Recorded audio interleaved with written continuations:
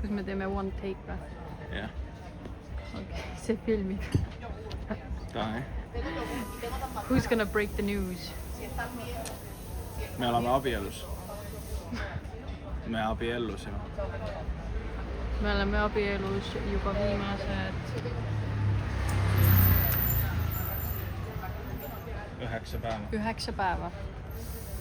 Ja me oleme Itaalias, Roomas ja Terracinas tähistamas oma mesinädalatel. Täna on tegelikult viimane päev. Ma uploadin selle täna. Ehk siis me oleme Roomas tagasi. Panime oma kotid sinna, et me saaksime Roomas natuke chillida enne, kui me oma viimasesse kohta lähme ja meid spreitakse kuskil iga 10 sekundi tagant mingi spreiga. Võib-olla, et meid jahutada, aga me oleme siukses kohas söömas. Meid kastetakse jälle. Kohati on see natuke intensiivne isegi. See on ülimanus. Sa oled nii pruun.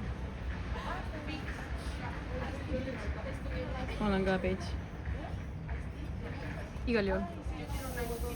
Ma olen väga. Võrdleme. Suht sama too.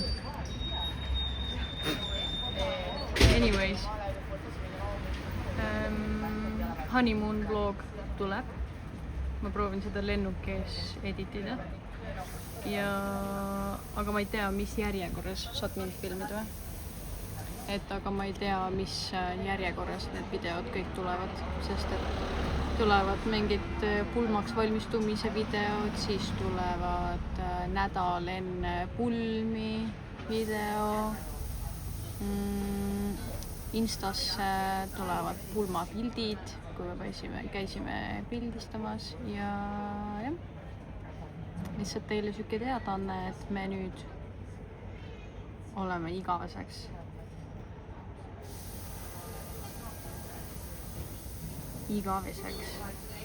kokku liidetud.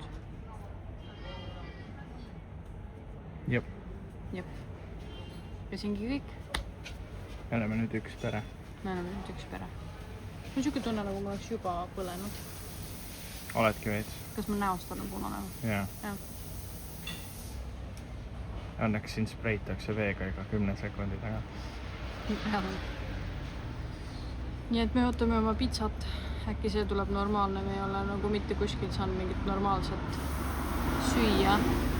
Ja kõige hullem, me ei ole mitte kuskil saanud normaalset tassi kohvi. Lihtsalt nagu üks tass kohv, nagu meie Eestis joome. Nende jaoks kohv on espresso. Kõik. See ükskõik, kus ütled, et tooge mulle palun üks americano, üks suur, nad ütled, jah, see on väga suur ja siis nad toovad lihtsalt topeltšoti espressot ja kõik, iga kord. Ja suur ja siis tuleb selline kogus. Neil pole isegi nagu hotellis hommikusöögilauas pole suuri klaase. On ühe espresso shoti klaas ja topelt. Midagi suuremat ei ole. Nad ei ole kuulnud süksest asjast. Aga vähemalt vaated ja see, kus me oleme, on täiesti hingematav olnud. Nagu postkaardilt ei oleks osanud arvatagi, kui kaunis. Ei oleks tõesti. Aga minu jaoks üks suur õppetund on see, et ma ei taha enam kunagi reisida niimoodi, et meil pole nagu rendiautot. Mingid linnareisid aga rendiauto ikka peab olema. Ilma ei saa. See trippimine on liiga hull lihtsalt.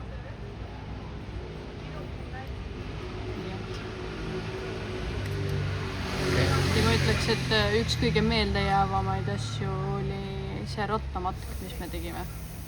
50 kiltsi teise linna. Üleeile. Ja kusjuures ei anna üldse tunda. Ei anna, jah. Ma ei saaks isegi aru, et ma oleks.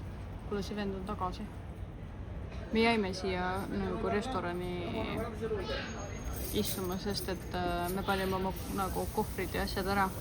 Ja siis me nägime, et lähedal lihtsalt seisime selle ees, mõtlesime, mis edasi ja siis mingi vend lihtsalt seisis ja vaatas meid ja jälgis meid, nii et me mõtlesime, et me igaks juhuks oleme siin. Ja hoiame oma asjadel silma peal natuke aega. Aga nüüd nad on kahekesi. Nii et igal juhul oli tore, kerge update ja äkki näeme järgmine nädal.